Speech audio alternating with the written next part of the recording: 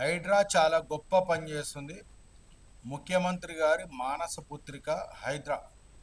ఇవాళ హైదరాబాద్, రంగారెడ్డి చుట్టుముట్టున్న ప్రాంతాలలో బీఆర్ఎస్ ప్రభుత్వం ఉన్నప్పుడు బడాబాబులు, కబ్జాదారులు, బిఎస్ నాయకులు, పెద్ద పెద్ద రియాల్టర్లు వీళ్ళందరూ కూడా చెరువులను కబ్జా చేసి పబ్బం గడుపుకున్నారు. ఇవాళ హైదరాబాద్ మునిగిపోవడానికి కారణం ఈ భూముల అన్యాక్రాంతం కావడమే.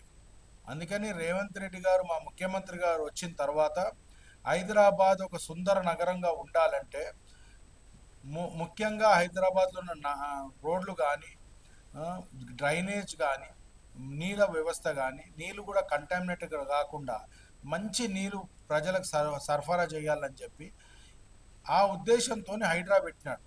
ఇవాళ హైడ్రా వచ్చిన తర్వాత ఎన్నో నాలాలు, ఎన్నో చెరువులు కబ్జా చేసినవి అన్నీ కూడా తీయడం జరుగుతుంది.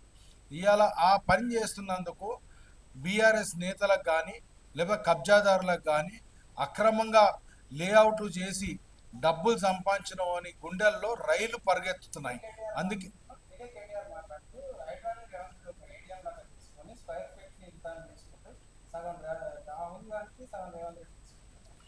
అది తప్పు చేసినోనికే ఉంటుంది కదా, సగం ఎండ్ల లాభం వస్తుంది అనేది వాళ్ళు చేసిరు కాబట్టి వాళ్ళకి అనుమానం ఉంది.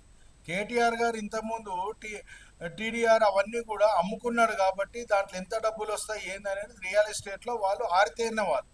అందుకని వాళ్ళకు డబ్బులు ఎక్కడ వస్తాయి ఏందనేది తెలుసు కాబట్టి వాళ్ళ అనుమానంతో వాళ్ళు ఈ విధంగా చెప్తున్నారు తప్ప ఇంకోటి ఏం లేదు. మాది ట్రాన్స్పరెంట్ ప్రభుత్వము. రేవంత్ రెడ్డి గారు కానీ ప్రభుత్వంలో ఉన్న పెద్దలు కానీ ఇంతవరకు కూడా ఎలాంటి అలిగేషన్స్ లేవు. ఓన్లీ బీఆర్ఎస్ నాయకులు వాళ్ళ అలిగేషన్స్, వాళ్ళ అవినీతి తప్పించుకోవడానికే ఈ విధమైన పిచ్చి పిచ్చి పేలాపనలు చేస్తారు తప్ప ఇంకొకటి లేదు.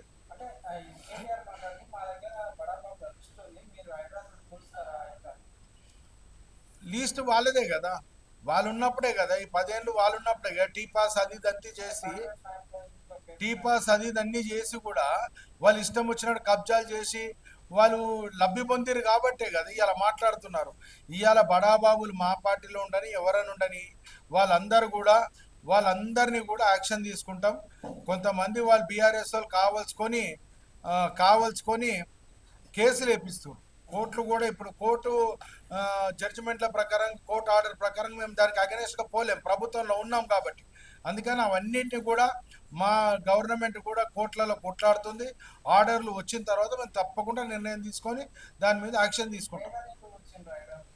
పేదలు ఇల్లు ఎక్కడ కూర్చున్నాడు చెప్పండి ఒక్క దగ్గర?